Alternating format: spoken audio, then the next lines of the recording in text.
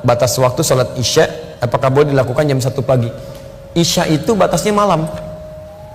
Kalau berakhir malam ya selesai isyanya. Kapan batas malam itu? Jangan dihitung pakai waktu ya, dihitungnya pakai penggunaan dalam kalimat Al-Quran. Perhatikan sini.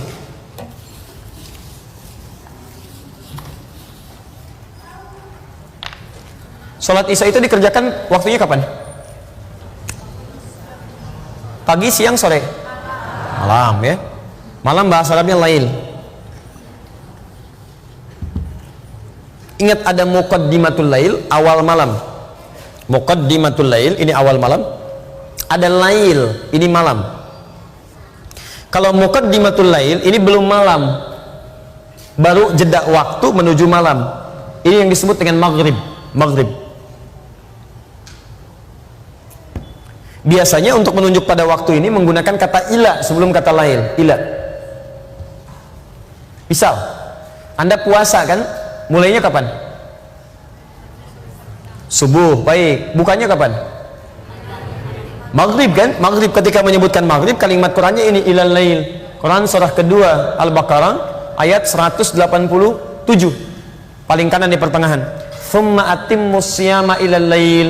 Kemudian sempurnakanlah puasa sampai di awal malam. Maksudnya maghrib, bukan sampai isya. Awas, karena ada orang dalam satu aliran, dalam sekte Syiah itu puasanya sampai isya. Betul, sampai isya, terlampau soleh.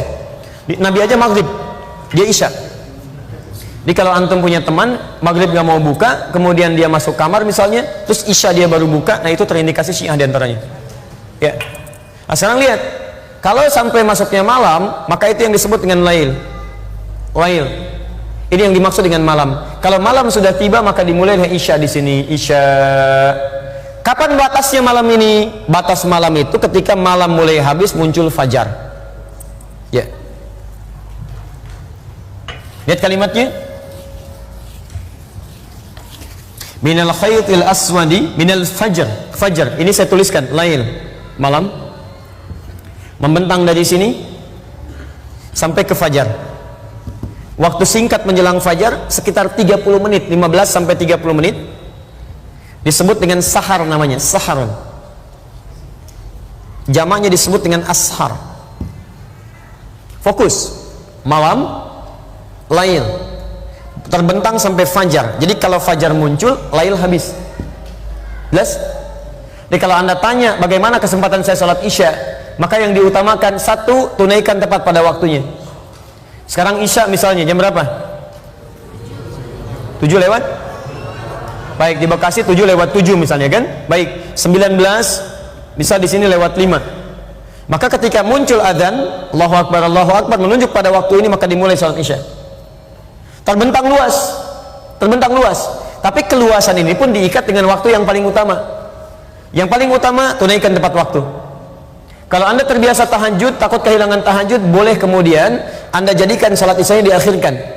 Kalau Anda terbiasa tahajud, ingat, hadis mengakhirkan salat isya itu adalah hadis yang disampaikan kepada Nabi ketika meminta orang ini, khususnya sahabat Umar bin Khattab radhiyallahu taala anhu, supaya tidak ketinggalan tahajud.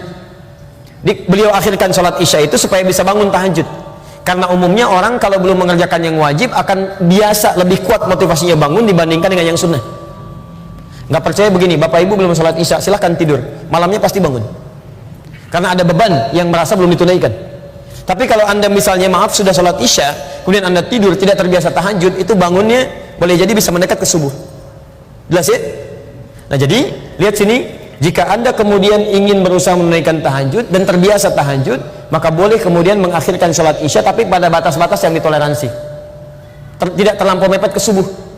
Misal Anda bangun jam 2, ya, Anda misalnya dari jam 1 atau misalnya jam 3 dan sebagainya. Tapi lebih baik prinsipnya tunaikan dari batas awal waktu sampai ke pertengahan waktu. Pertengahan waktu itu tengah malam. Kalau kita ambil jam 12 atau kisaran sampai jam 1. Ya. Dan dianggap tidak disukai, bahkan makruh bagi orang-orang yang sengaja mengakhirkan sholat isya sampai ke waktu sahar, sampai ke sini. 30 menit sebelum waktu subuh. Itu dipandang makruh sekalipun masih ada waktunya di situ. Jelas ya?